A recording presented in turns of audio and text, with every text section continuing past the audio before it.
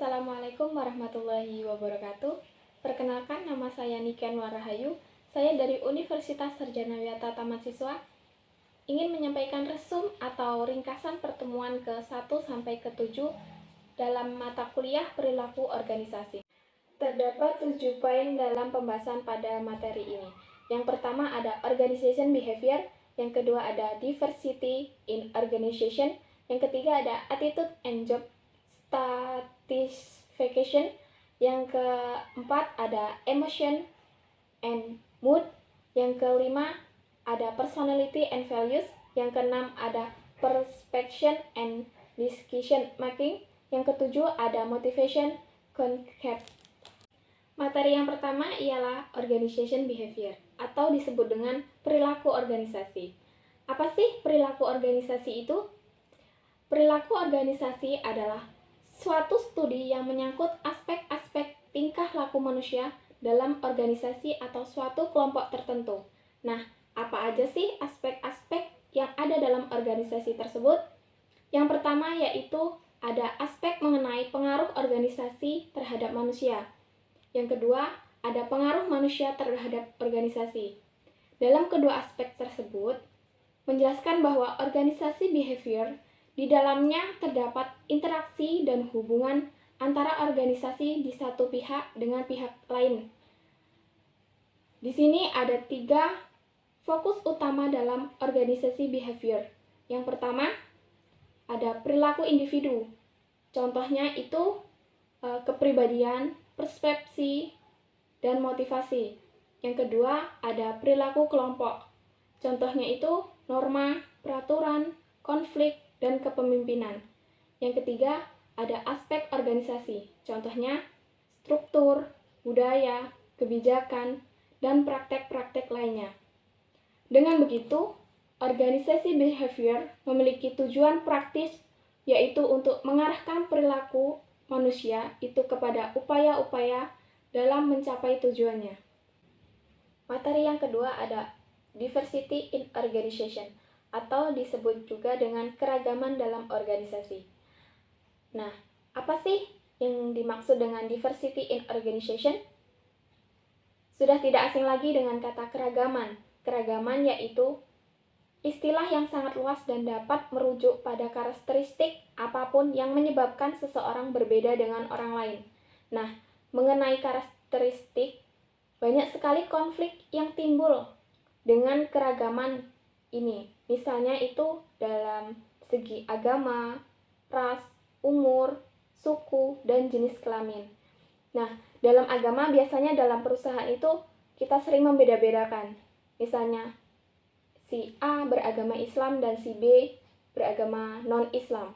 Nah, di situ biasanya ada kesenjangan sosial dalam kepercayaannya. Selanjutnya ada ras. Ras itu kepercayaan dari seseorang dan itu juga menimbulkan kesenjangan sosial. Selanjutnya ada umur. Nah, jangan mentang-mentang umur kita masih muda dan di atasnya ada yang lebih tua, itu menyebabkan kesenjangan sosial dalam berinteraksi. Selanjutnya ada suku. Dalam suku tersebut biasanya menjadi kesenjangan sosial yang sangat sekali besar. Misalnya terdapat suku Batak atau suku Jawa, seperti itu biasanya menjadi kesenjangan sosial yang sangat amat besar. Selanjutnya ada jenis kelamin. Nah, biasanya dari wanita dan pria itu mendapatkan pemikiran yang berbeda. Dapat juga bisa dikatakan dengan wanita itu biasanya lebih lemah daripada pria dan pria itu lebih kuat daripada wanita tersebut. Yang selanjutnya ada materi yang ketiga yaitu attitude and job stratification. Nah, berbicara mengenai attitude, apa sih attitude itu? Attitude yaitu pernyataan evaluatif atau evaluative statement yang dapat menguntungkan maupun tidak menguntungkan dan mengenai objek, manusia, dan kejadian. Jadi, attitude juga menggambarkan bagaimana perasaan dengan suatu hal. Nah, ada 3 komponen mengenai attitude. Yang pertama ada cognition, yaitu bagaian dari sikap yang berupa pendapat atau kepercayaan. Yang kedua ada affect, yaitu emosional atau perasaan dari attitude. Yang ketiga ada behavior, yaitu sikap atau tindakan seseorang dalam sehari-hari. Nah, di sini ada job stratification. Nah, jadi yang merujuk pada sikap seseorang terhadap pekerjaannya, seringkali sikap karyawan disamaartikan dengan job stratification atau kepuasan kerja. Materi yang keempat ada emotion and mood. Berbicara mengenai emotion and mood, apa sih pengertian dari masing-masing tersebut? Mari kita bahas satu persatu. Emosi merupakan perasaan-perasaan intens yang ditunjukkan kepada seseorang dan sesuatu. Emosi biasanya disebabkan oleh kejadian spesifik dengan durasi yang cepat dan banyak ragam yang disertai oleh ekspresi wajah dengan orientasi tindakan.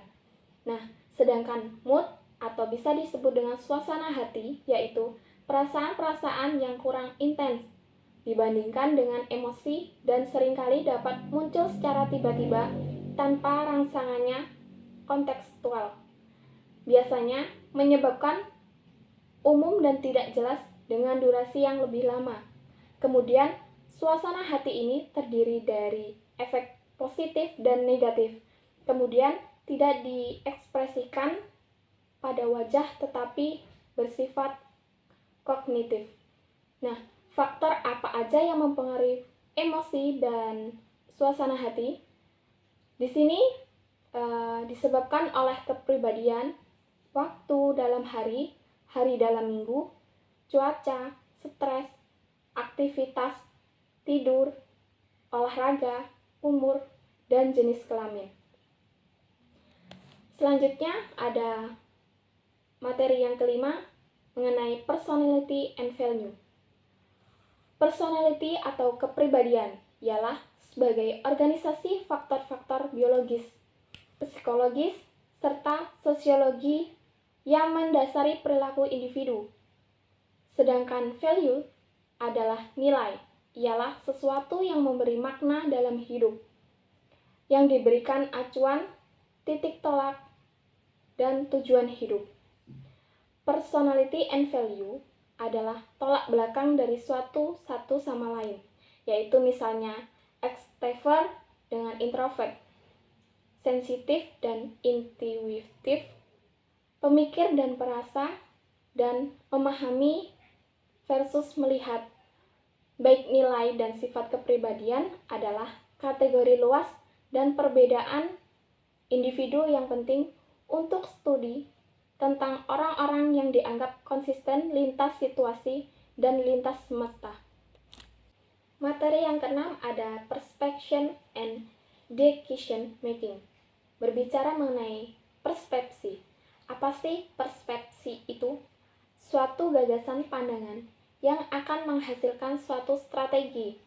Persepsi juga dapat diartikan sebagai suatu proses di mana individu mengatur dan menginterpretasikan kesan-kesan sensoris mereka guna memberikan arti bagi lingkungan sekitar.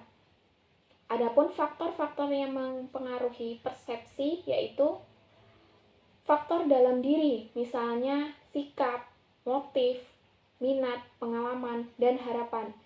Yang selanjutnya ada faktor situasi, misalnya itu waktu, keadaan kerja, dan keadaan sosial. Yang selanjutnya ada faktor dalam diri target, misalnya suatu yang baru, gerakan, suara, ukuran, kedekatan, dan kemiripan.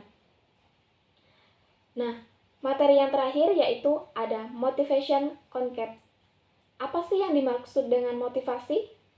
Motivasi adalah proses yang menjelaskan mengenai intensitas individu, arah, dan ketekunan usaha ke arah pencapaian tujuan. Nah, dalam motivasi tersebut terdapat 3 elemen penting, yaitu yang pertama, intensitif adalah menggambarkan seberapa keras seseorang berusaha. Yang kedua ada direction, ya adalah upaya untuk mengarahkan suatu organisasi sesuai dengan tujuan. Nah, yang terakhir yaitu persentase, menggambarkan berapa lama seseorang dapat mempertahankan usahanya. Baik, itulah tadi materi-materi yang dapat saya sampaikan. Apabila ada kesalahan kata, saya mohon maaf. Saya akhiri. Wassalamualaikum warahmatullahi wabarakatuh.